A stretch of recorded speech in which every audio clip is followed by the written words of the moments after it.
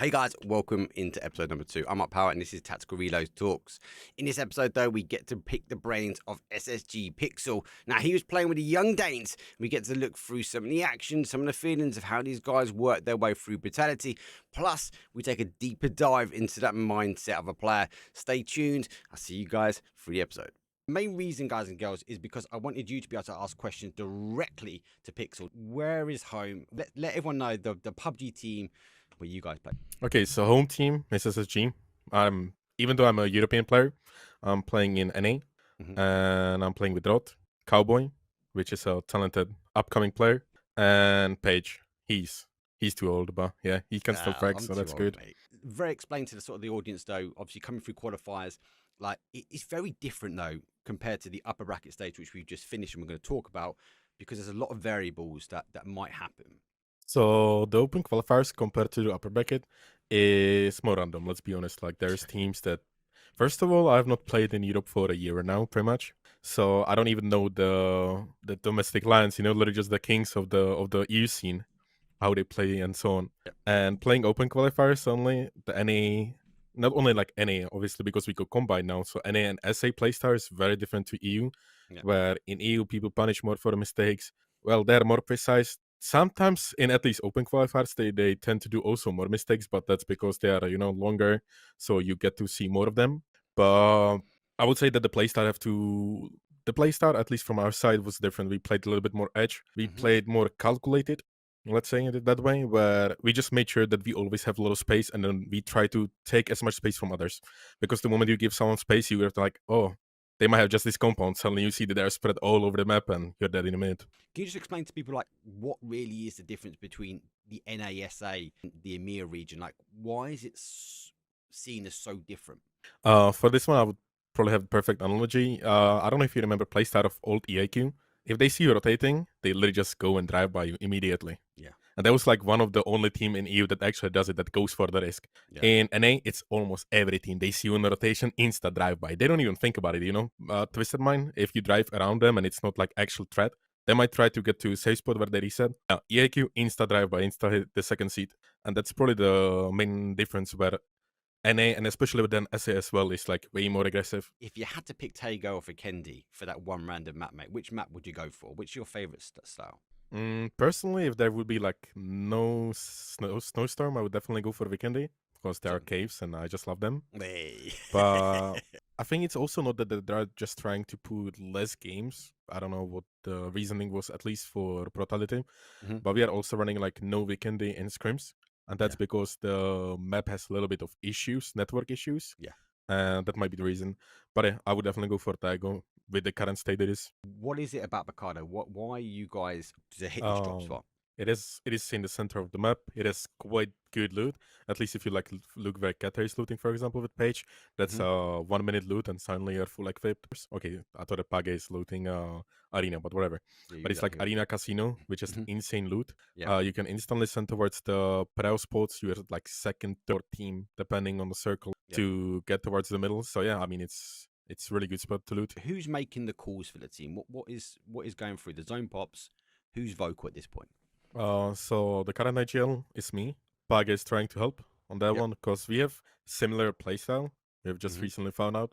It's mostly me, and if I'm in a position where like I don't know or he has a better idea, he just instantly either stops me or tells us what to do. But it's mostly me. I do see that in the clips later. His memes. But anyway, that's why I also sent that one. If you're talking about the melee game, because we have the map loot spot map, or like the Discord where people put their loot spots, and we can like see what they should loot. Not always they do. We for example know that there is only Howl on Cantera. One team gonna be Minas, and then we have one Chumachera / PBL split. The problem is that like also we are opening the map middle of the game because we never prepared it. I don't know why. We found out that definitely campfire should be free, and from that we have insane playouts. We can go towards gas station, we can play towards Los Leones straight on the road. If it goes more southeast, we can send over the ridges in between the orange and blue team. Like there are so many plays that we can do, and we are just trying to like not corner ourselves in a spot. This at the moment, Pixels, is a controlled area, right? You're trying to stop teams coming from the sort of west or north. You want to try and hold this high ground, and my logic is you're waiting for this zone now to. Yes, exactly. It makes sense there to like. At this point, if anyone shoots on the campfire or Eagle's Mhm. Nest, whatever Yep. whatever people call it. People know that there is not going to be most likely on one player, even though we had only one there. Yep. And they don't want to get themselves stuck as well. So we can keep one player there just to keep people off. Mhm. Qatar is looking towards the east side. I'm on the rock. I don't know if the map is synced finally, because Tvar had an issue with that. It And I'm did, watching yeah. to the east.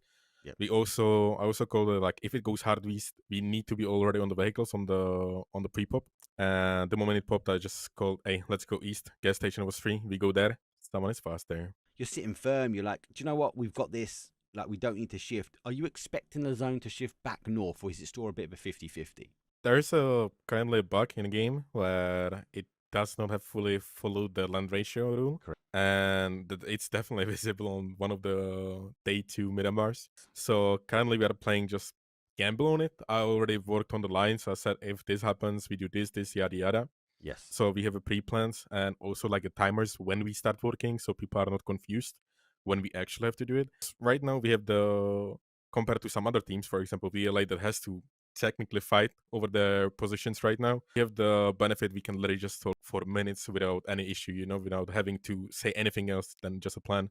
So yeah, we're just pre-planning at this point for everything. At this point, you're out the, not yet, but you play out by the cars, and you are just really focused on this team here. And obviously, you don't know who it is. You guys pop shots, and it's escalation at this point. But you are very focused on the north side of this zone. The zone pops, and as that now plays towards you, but puts you on the edge, there's a lot of commotion that kicks off. But you guys are still very focused on potentially making a move now. Yeah, we are pretty much just waiting for EXN and VLA to start fighting because we cannot go too early. If we go too early, Blazer just beams us out together with food. If we go too late, again, the team that gonna win the fight gonna beam us while we are coming. So we have to go for the perfect timing, which we kind of did hit this time. We pre-smoke just to make sure that football is because they are looking our way. And again, we are one of the teams that was in the compounds. We're gonna have util, so we should be one of the contenders for the end game, unless we somehow fuck it up. So we just hit the timing while they're fighting, and we just clean up. We pretty much like stole the kills.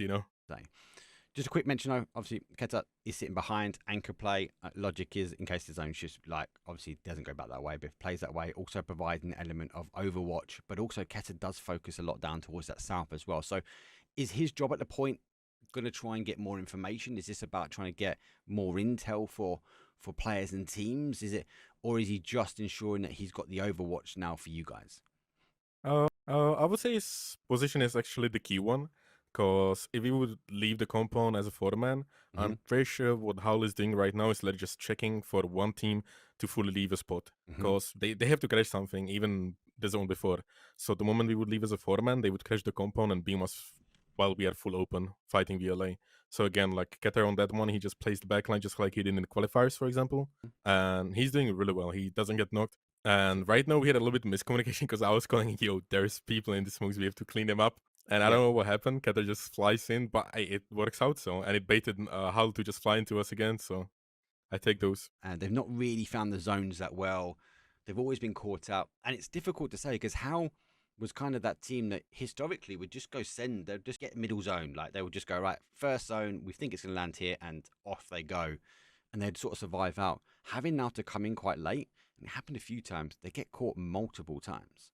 So that could be like also one of the reasons why they play this way instead of the middles. But it could be just also the lobby. If it's like more middle heavy, people have to adjust. If they are not in a position to be first, well, they cannot be second in a compound, right? Very true. Maybe they had to adjust on that one. Why is it so crucial to control zone at this sort of element of the game? If you go like a little bit deeper into the game, you'll see that we have just a small portion of the circle, but at the same time, we're gonna be the only team that's gonna have actual hard cover, which are the ridges. So as long as we keep people away from it, which we didn't because we got knocked on one side, football started pushing my side, and then I just stupidly fed. If we just keep them off, they're gonna have to fight each other. And again, just like we did on the first fight with EXN and VLA, I believe, we're just gonna go and clean up. We're just gonna see knocks in front of us, people who are already low HP, people who are not aiming at us, and yeah. How key is it getting into a zone like this when there's not so much that north side holding on? It's classic liquid play, what they have been doing since I believe 2019, and it's a must do. Like if you get stuck on the northern side, again, not only that you're gonna create a clutter for yourself and the team in front of you, but all the teams behind you that at least thought that you're gonna cross, they're gonna go there with the wrong timing suddenly, and it creates again chaos. And yeah, you cannot manage chaos, so that's what we are trying to avoid as much as we can. We knew that there is a VLA, I believe it is on the ferry pier. We know that they have to go, like they literally just have to go into melee. So we just banked on it and went south. It worked out. We got to loot again. That's like one of the things that people do wrong, I believe, in the first stages of their experience. They focus too much on loot instead of trying to get into the game. Like this is something that the MT was always saying, "Hey, we can loot there," even though he lied a lot of times in Mercurial and DA. But I mean, it's a thing, you know. Like most of the times, you can still loot in the zone. It doesn't mean that like you're gonna go with a shotgun, you end up with a shotgun. Sometimes it happened to me on the last day, but 2 games in a row also. I had one game I had Panzerfaust and Barrel, and second game I had Ace and Shotgun, I believe. But yeah, most of the time you'll still get to loot. So yeah, it's definitely better to trade the early loot for a position in game. As long as you can dodge the shots and you don't use it in the late game, you get so much intel. Yeah, I mean, okay, one thing or like one of the reasonings why people don't use it is, oh, you can shoot them out so easily. How often have you seen someone get actually shot out of the emergency I mean, not emergency parachute, a glider? Yeah. First of all, people are not used to the speed. Again, it's not as fast as a Dasha. It's not like Pony, you know.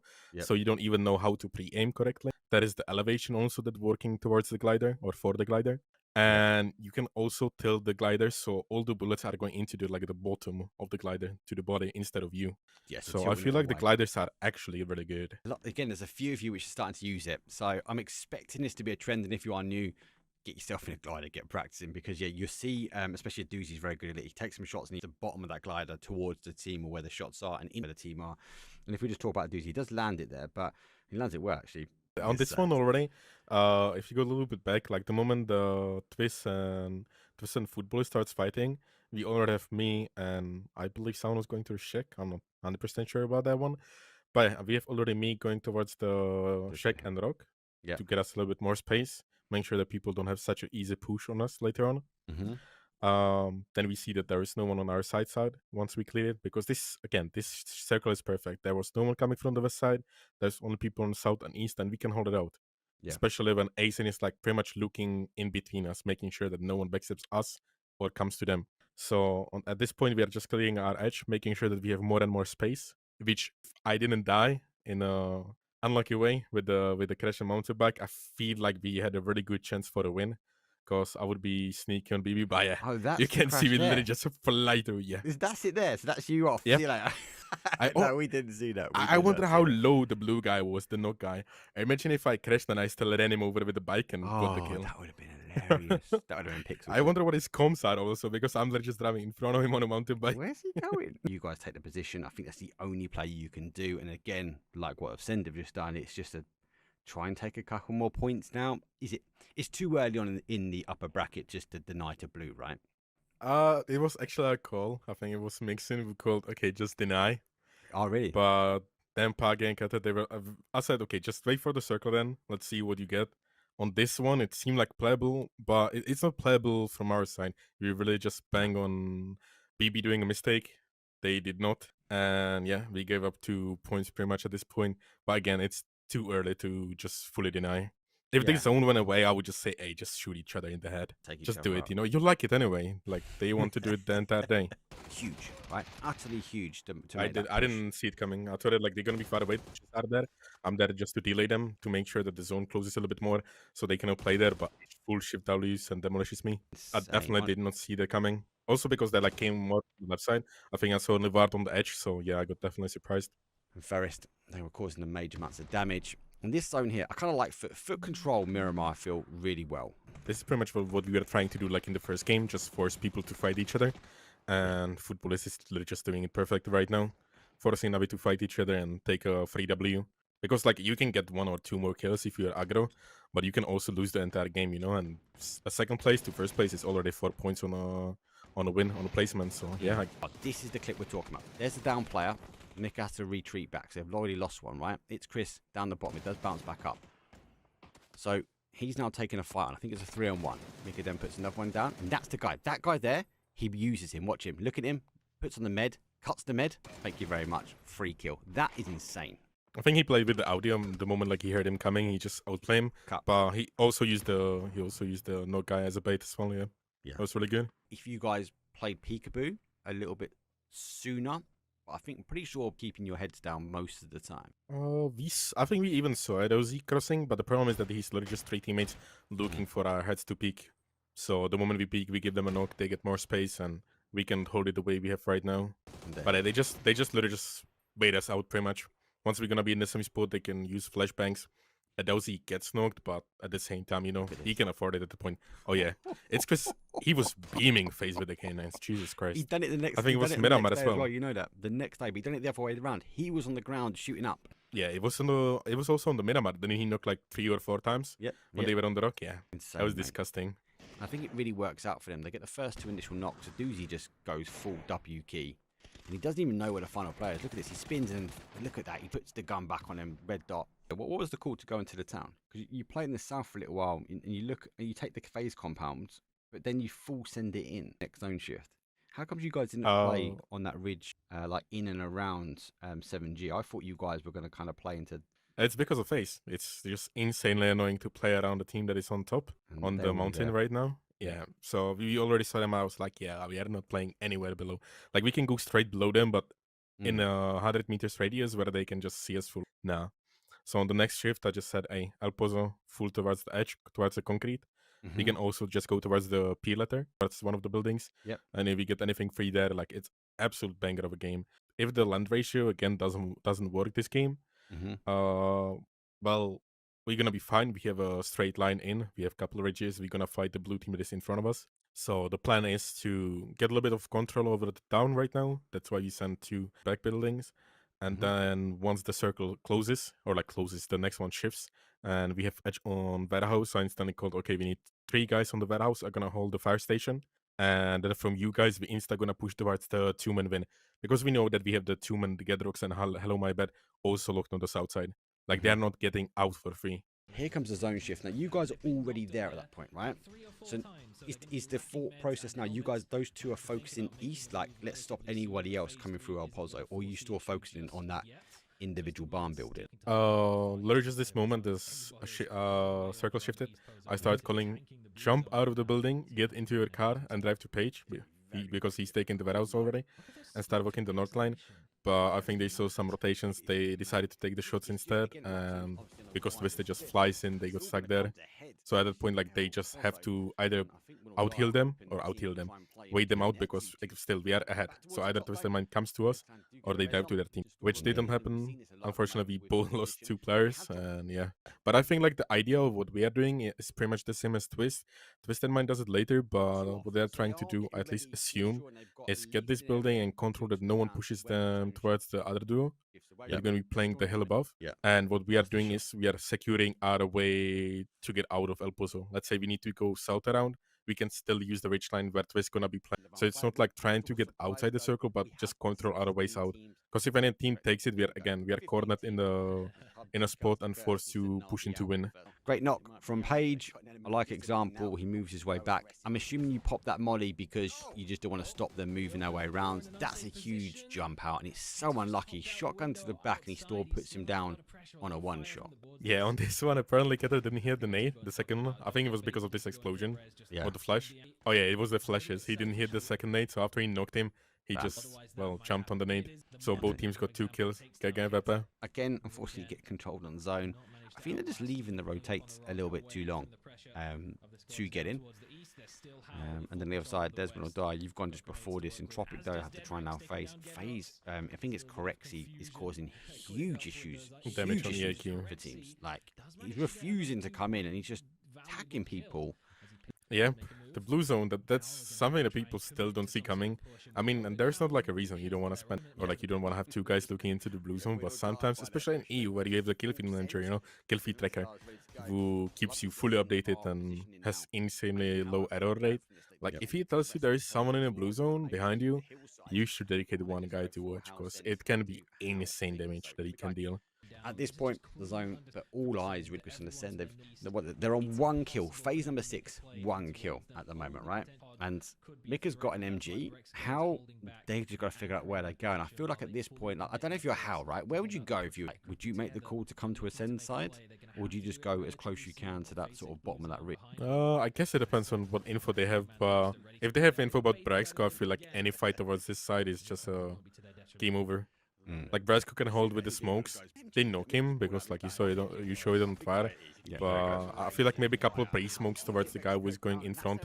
Because if there's a couple smokes, I don't know if they're using any smoke launchers. But Marco at least has somewhere to reset, to stop. And you can see they quit by this one. Like just pre-smoke on the hill, fly there, stop with the car, get Brax, go down, and then you maybe can push because you are 2v and you have 2 different angles that you can work with. From him is insane. He goes, there's 1, and we use the rock again, and he goes, there's 2, and there's 3. They're taking a lot of like individual angles on the first guy, and also like opening to the second guy for sure. You might think it's going to hold on to a little bit of that north, but not shift all the way along, right? Nah. Yeah. I really didn't. Like, if we had a pre-plan for the north, but it's like the very last plan we drew up here, because we actually didn't think it should happen. Or like should happen, it would happen. It's really low probability. You during this period of time, you took the opportunity to the Young Chung, didn't you? Full set. You used a full send, I think. We sent it first into the warehouse that's just across the bridge. And while I was saying, okay, the warehouse on me is fine, we can reset and check the town. Keter was already in. Keter was already in the town, walking, he was vibing. So I was like, okay, well, let's join him. Yeah, he just drew that. I was like, well. How crucial is it as a team, like with a zone ending that's urban, having control of as much space as possible? It's not much about like the actual space, but the core buildings. Yes. So like the moment we have, for example, Keter on the left side before he left for PPL, we have pretty much a triangle where no one can do anything to us. Keter, one thing I was proud of, he used the mountain bike to block his western entrance on the house, on the BBL house they are there right now. They took it after him. So they couldn't crash him from behind. They would have go from front side, and me and Paige can see that. If anyone crashes Paige, I and Keta can see it from like multiple different angles. Yeah. So we are quite safe there. And it's the core buildings that we are pretty much holding. If it goes east, that a lot of like teams are banging on, we have the one. It's not like a long house. It's a small 2-story to the east of Paige. Yep. And we can play in the trench. After that, it's just a salvage. We just try to get as many kills as we can. And honestly, like with the open field there, I don't think we are like, even hoping for any placement points. But we go gifted. They kind of play like a little bit of, I suppose, using the buildings against you, don't they? Because you don't have many angles down towards that sort of southwest area. No, we don't have any angles, and the plan was, like now looking back, or even just after the game, I already said there was a mistake, because I tried to keep them off with the blue zone that I'm gonna throw there. I have double blue zone, which either they die or they leave the building and die to someone else. But instead of that, we should have just keep it when BBL gets on our building, just throw it at them outside. And it literally just would be a free win. We have a wall outside that we can play, but I just quit. Like now when I get knocked to BBL, I try to smoke that side, or like I had it smoked, but the smoke just disappeared, so I'd only smoke on the BB side. Yep. It wasn't enough. And then this is the section. I'm like how? Like you've got 4 nades. Like I don't understand why he's just not underarming a lot of them into the smoke. He launches one. He does get a knock from it, but BBL have the reaction time just to go, do you know what? We need to go for a full send. If there would be a 6 games, I would definitely go for a 2-2-2. I was also saying like just a couple of months ago that even with the Weekend Tago, now when we have 4 map pool, we should go to 2-2-2 maps and just keep switching it. Or you can also have like a 3-3. Just keep it balanced, like all the maps should have equal chance. The fact that they are new doesn't mean that we shouldn't play them as much. I feel like we have been given enough time to learn Weekend Tago. Obviously, if they would hop in with the Rondo, either a none or a 1 maximum. But Weekend and Tago is in the game for years, so just give them the same treatment. But you're in the main build, you've taken that main compound as well, and BBL sort of backed themselves out towards. What is your thought process at the moment? You know you've got a team on the outside shooting him, you've got a player knocked in the compound as well. Like, what's going through your mind as a... So for me, at least in my spot, I'm just trying to get Mixon. and stay safe. Wait, let it just till all the teams around they lose interest in not only us but also the fight, which unfortunately doesn't happen. Didn't fully understand why Howl just fucking sends in. Like, could be because Kata got knocked there, but like, yeah, all the teams around us, it just makes us stuck in a spot. We cannot fight each other. We are in a stalemate, and yeah, we just have to wait it out. You know there's danger elsewhere. Like, were you aware exactly where How were playing on the outside at this point? No, but it's just like a precaution, because I'm gonna get smokes from the dead bodies. We lost Page, so basically we have all the numbers, and we killed a couple of the BBL guys early, which means they haven't used the util. So no matter what I use in this fight, I'm gonna get it back. Like, it literally just all three of us, if we finish this fight right now and dump all other util, we still gonna have full backpack. So I wasn't going to die just to go peek on the roof. Yeah. I mean, it's a 1v2 against I can see you BBL. smiling, mate. I know you are. You are loving this bit as well. It wasn't like full confidence, but I trusted to my sense that they're gonna go to the right side. I proned all the way to the left corner, so they don't even like hit me there. They cannot pre-flash me and so on. And I was just banking that I gonna knock Iron, which I didn't, because this pretty much the cross to the right is too quick, especially like with Ace. I would have to headshot him, which I didn't.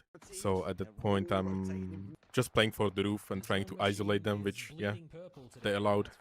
You don't hold the initial angle where they peek out, do you? You hold like kind of a mid-wind end BBL into that run because you know they're going that way. But you weren't waiting by the wall side, were you? You was lasered on midway point, basically. Yeah, I'm pretty much giving them like a, let's say, 1 meter from the car. So let's say if he still is not fully decided to sprint towards the wall, because you don't want to slow walk towards the wall. If I peek, he's dead.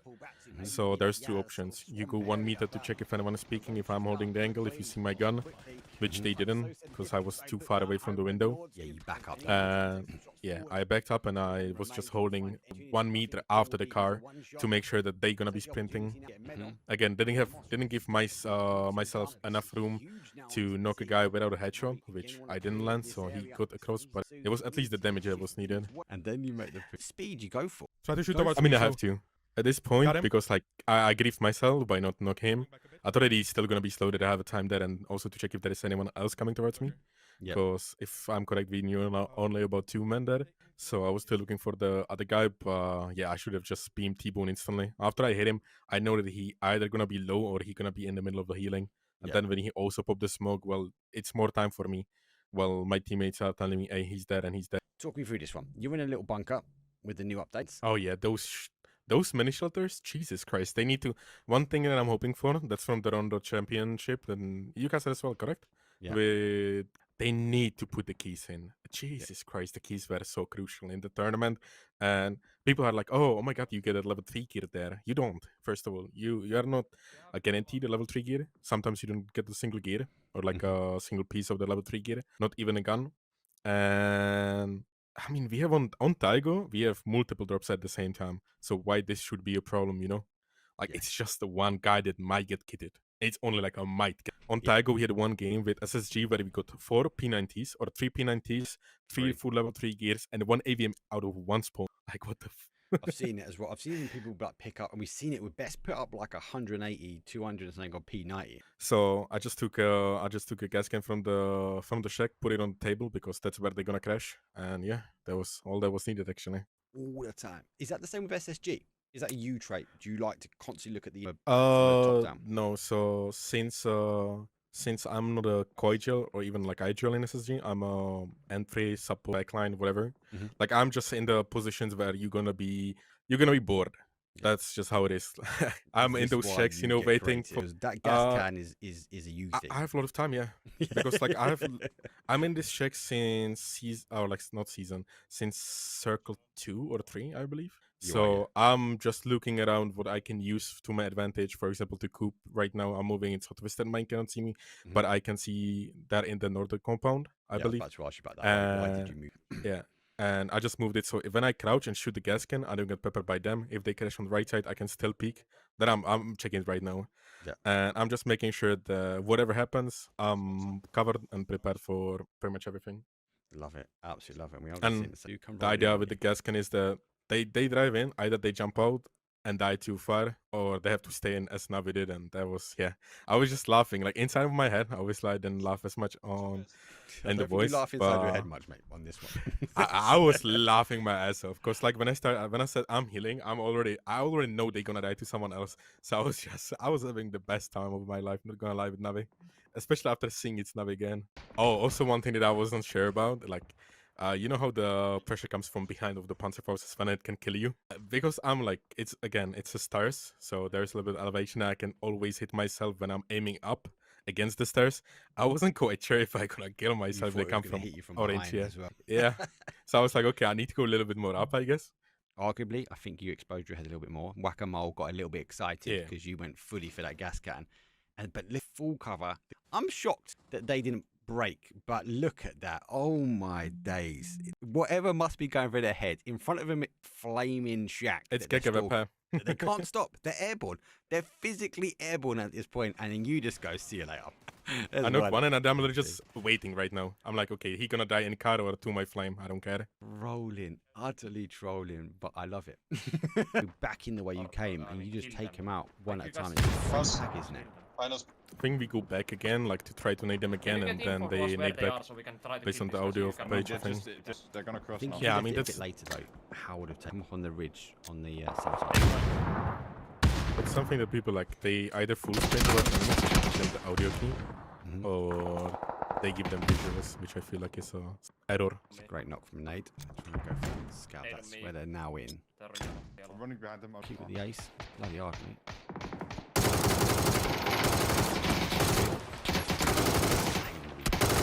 Last still other side. Insane. I feel like I could have gotten beamy as well, but if you go a little bit back, just like 1 second before I popped the first aid, I didn't reload my shotgun. So when he started pushing towards me, I first had to like reload the bullet into the chamber. Like after I flushed the foot bullets, guys. No, it's after the 3 knocks. When I go flush them, I use like 4 shells, I believe, and I don't reload the chamber. Like I don't put the last bullet in. So then into beamy, I first have to reload it first. I shouldn't be even flashing there with a shot at least. Because now I didn't reload it. It didn't like fully reload because of the first aid. And now when I gonna go up, I just have to reload first. So I get the shot out, but it doesn't register anymore because it's too late. This is actually just me trying to get an angle on how, because we know there are 2-2. 2 in the dip on orange and 2 on yellow. And if I get angle on orange and can hold my teammates in, it's freebie. And you talk about it. How is Brutality different from PEC and PAS qualifiers? I would say that the PEC, definitely people gonna take it not like more serious, but again, there's more on the line, so they're gonna give it the 1 or 10% more, than into Brutality, especially upper bracket. I feel like the final is gonna be definitely more intense. People gonna give it their best since it's the last preparation before PEC and so. EU to NA, again, as we said when this pretty much started, it's the aggression where in NA it's pretty much EAQ, old EAQ style. Someone just goes around you, drive by them immediately. EAQ were like one of the only teams in EU to do that, or like a couple more, 2 or 3 teams in EU. But in America there's 10, like over 60% of the lobby insta drive buying. EU is more calculated, I would say. Just we have more talent because we have more players, obviously. That's the same like between CAS and EU. They have more players. Also for them it's more economically, it makes more sense for them to do. So there's more of a talent, more skill. Then the lobby looks the way it looks. We have more people alive. People do more calculated plays because they cannot do uncalculated. They cannot do random play because everyone is ready for them almost. Everyone is like looking for someone to do a mistake instead of in NA just punishing some random, that comes on the go. Points. How are expectations for NA qualifiers? Do you play open quals or are you invited later in the groups? Yeah, we are invited into later stage, which is I believe close stage. I don't know what they call it right now. I think it's just America's close stage or close qualifier because it's combined. Is SSG preparing for PAS now? How early have you been preparing for this event to kick off? I mean, we had a couple days off, or the boys had. I didn't have a single day, but we had a couple days off since start of December till early January, or actually like straight the second day after New Year's, we already started playing together. There has been a lot of double blocking as well as a team, as SSG. And yeah, we take it seriously. It's not actually only 2 lines. If I'm not 100% sure, but I think I saw in the PAS announcement or PC that it also qualifies you for the third, at the time not announced tournament. Correct. So suddenly it's like 3 tournaments. Easy. You have a 2 PGS and also EWC, which is insane. I'm gonna be honest, like EWC right now is saving PUBG because without them and Esports World Cup. like without the team ranking or Mhm. like the team tournament, organization tournament, I don't think PUBG would be the way it looks right now. Like there wouldn't be as many orgs. Like even last year, there was already organizations picking up only because of that one reason. So yeah, I'm assuming your sleep schedule is all over the place. it is. So we play EU scrims at 7, right? Or at Yep. least my time. 7 your time, 6 Uh, hours. and I finish any scrims at 5. Yeah, or at least like we finish the talks around 5 a.m. So it's beautiful. Usually 12 hours in PUBG because also you need to warm up, sleep straight after, and wake up at, I don't know, 2, 3, depending. Like the body will tell me, if it needs more or less. Then you was asleep do before whatever you jumped in need, here. and yeah. Was you shocked to see teams like Mad Balls, let's just take Mad Balls and Gaming Gladiators at the moment to be in the lower bracket, unable to qualify towards the upper? I mean, Mad Bulls, it really depends on what was happening because they also switched the player, didn't they? They did. They switched mid-tournament. They have Nail Up now? No. But he's Luke playing Rooks, for yeah. them last Yeah. event, and he said he wants to send this event out with a bang. But Yeah. they've got to get that spark going. Announced just before the event that's coming in, but obviously month Yeah. in. So, like, that already shows that there might be some issues, I obviously didn't see it coming. I felt like they had the opportunity, at least on the Miramar game, the game 2 that we won. They either them or Pod, I believe it was next to us on the Miramar. They one of them should have won, but they decided to fight each other instead of clean up us, which we were trying to prepare for. But again, we are two men on the downhill, so it should have been easy work for. So Mad Bulls definitely not didn't see it coming, especially with the work ethic they have. They've been grinding the entire time. And there's one thing I will say for the 2024 season so far. If PiXeL, I don't know about yourself because you're a player, but I'd love to have your input. Is it feels really tight. Taking NA and EU aside, like those 15 games that we looked at a handful of them. A lot of them, they Mixing, you know that they were really tight. Every game, one game sometimes turned around the team. Now, you guys weren't in that position, but one game really could have turned around a capability of getting to a grand final versus to not getting through to a grand final. I've never seen it been that tight all the way to that last game. I mean, I think it was a PGC qualifier, the very last round, I believe. But it was just insane. There was like 7 teams still fighting for it. Yeah. But yeah, I mean, it's getting tighter and tighter, especially in EU. I feel like it's been the entire time. In NA with the mixture of SA, I feel like it definitely got improved on the quality of like the overall skill, and it's getting tighter there as well. But it's definitely a different story in EU. Like the teams, especially the CIS, I have to say.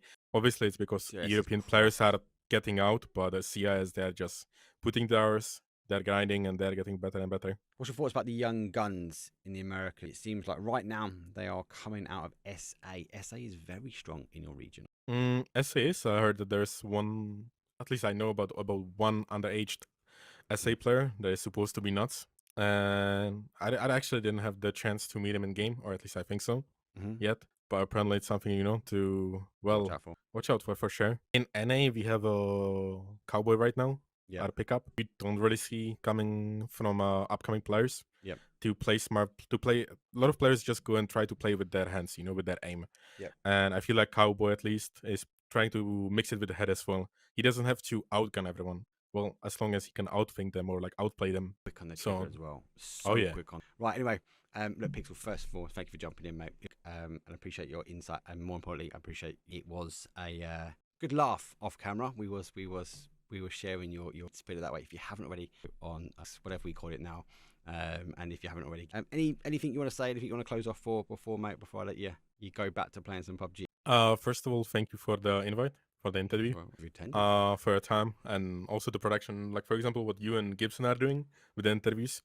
I always obviously Gibson was the one who started this type of content in between the games. It's insane. Like it's not as boring as like watching some other, let's say, caster. I'm not pointing any fingers, but for example, like when they play no interview, anything, people go out.